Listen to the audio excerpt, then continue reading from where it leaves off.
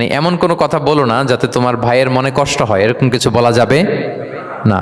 আমরা অনেক সময় এটা করে ফেলি, এমন কথা বলি যেটাতে আরেক ভাই বা আরেক বোন কষ্ট পায়। আমরা খুব সিম্পলি বলি, কিন্তু এটা কবিরা গুনাহ। এটা কি? বিশেষ করে তার আকৃতি নিয়ে আপনি কিছু বলতে পারবেন না, এটা বড় কবিরা গুনাহ। এটাকে বডি শেমিং বলে। কি বলে?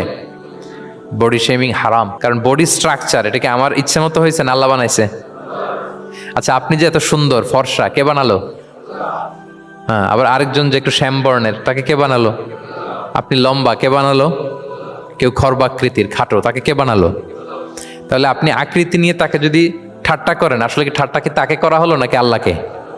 কারণ আসল ডিজাইনারটা কে? হুয়াল্লাযী ইউসাউবিরুকুম ফিল আরহামি কাইফা ইয়াশা। আল্লাহ তাআলা তোমাদেরকে যেমন চেয়েছেন ঠিক তেমন মাতৃগর্ভে তোমাদেরকে ডিজাইন করেছেন, তোমাদের আকৃতি দিয়েছেন। এজন্য কারো আকৃতি নিয়ে অবজ্ঞা করা, তুচ্ছ করা, হেয় করা, এটা প্রকারান্তরে আল্লাহকে অবজ্ঞা করার সমান। দ্য ক্রিয়েটর, যিনি স্রষ্টা, তাকে আপনি অবজ্ঞা করেছেন। ঠিক কিনা বলেন? তাহলে এখন কারো আকৃতি নিয়ে কিছু বলবেন? আমরা বাংলাদেশে এরকম বলি না? বেশি মোটা হলে তাকে একটা নাম দিয়ে ফেলি। হ্যাঁ, কি বলি? কি বলেন? মোটু। তারপর কেউ চিকন হলে তাকে একটা নাম দিয়ে ফেলি,